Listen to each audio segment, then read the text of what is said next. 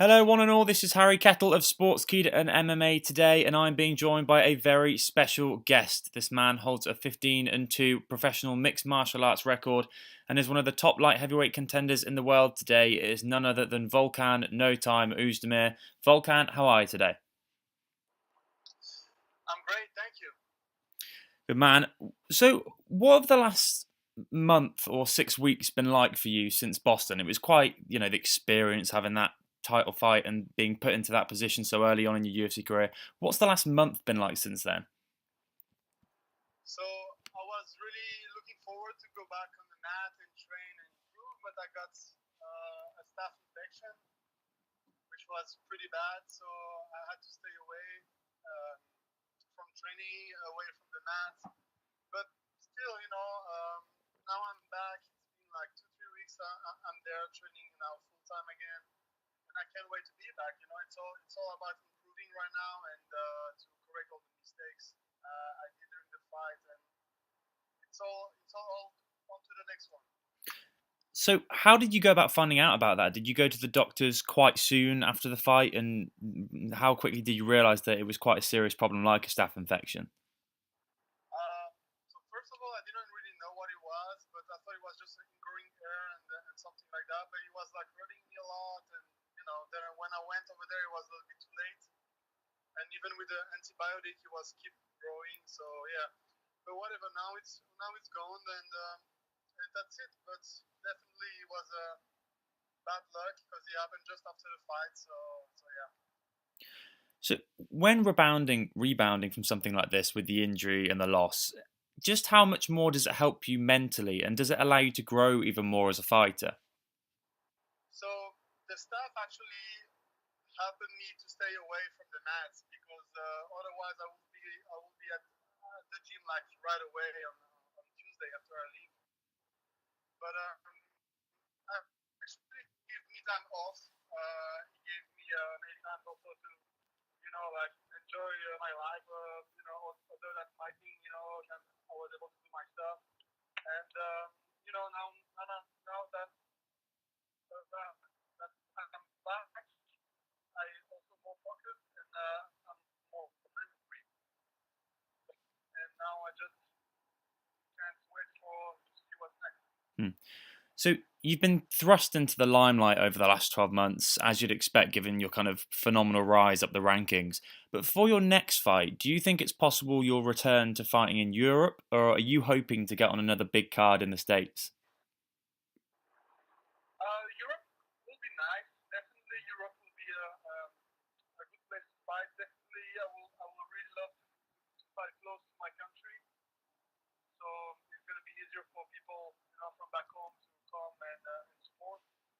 So that would be a good fight. So Europe will be a good place to fight. But definitely any card that makes sense also.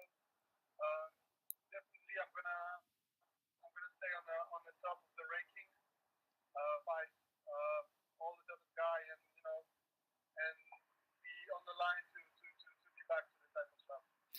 Now, the psychology of fighting is something that's always been such kind of an intriguing concept for us. For you, how much of a roller coaster is this sport on a week to week basis, whether it be because of training, media commitments, injuries like you've had, or maybe even fight week itself? Yeah, definitely. There's a lot of things happening, and you have to stay on top all the time. And everything is different.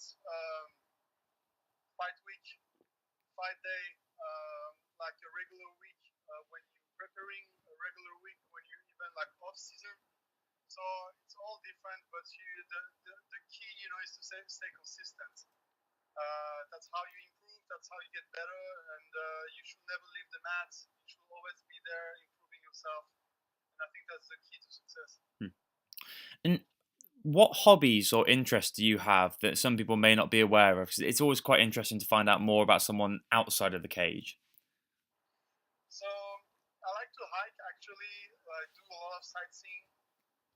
So I just took some time off after the fight, and I went not too far away, basically in North Carolina. Went to see the mountains a little bit, hike over there in the national park, bringing the dogs with me. That's something I like to do. I like to hunt also with the dog.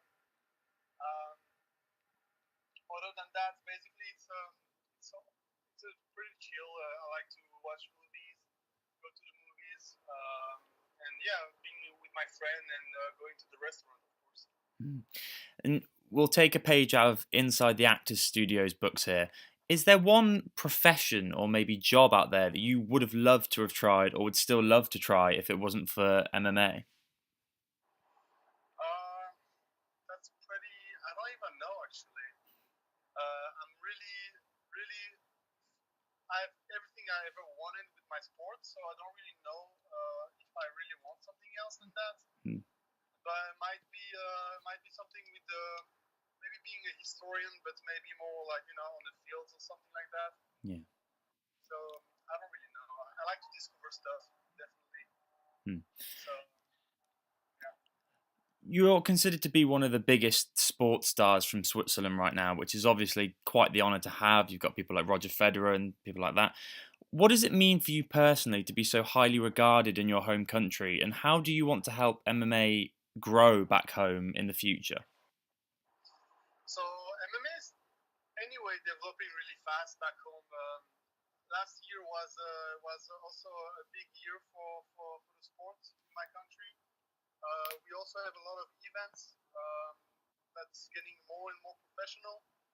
Um, so so it's growing, and I would love also to help push a little bit the scene, so and bring a lot of fighters to the UFC also. And we're set to see DC move on up to heavyweight to challenge Stipe Miocic this summer. What are your thoughts on that? And would you personally ever consider a move up in weight class, maybe a bit further down the road? Not now, definitely not now. My first goal was to get that belt, so I'm gonna stick up to that. And of course, after that, it's gonna be everything's gonna be about seeing what's next. But first of all, my first goal is to hold that title. Are you somebody who looks ahead towards your next fight and thinks there's a name that I want to there's a name that I really want to fight, or is it a case of just put someone in front of me because I want to get back on the wagon and want to get back in the win column? Yeah, if I have to choose somebody, it will be Gustafsson definitely. I wanted to fight him a long time ago, and it never happened. I think he was injured, so he's getting back in shape, and he's the number one, and definitely I'm on my way back to the title. So so that would be a great fight. Other than that, I guess it's Glover because he's the number two also. I'm always staying on the at the top of the food chain, so those are the people I want.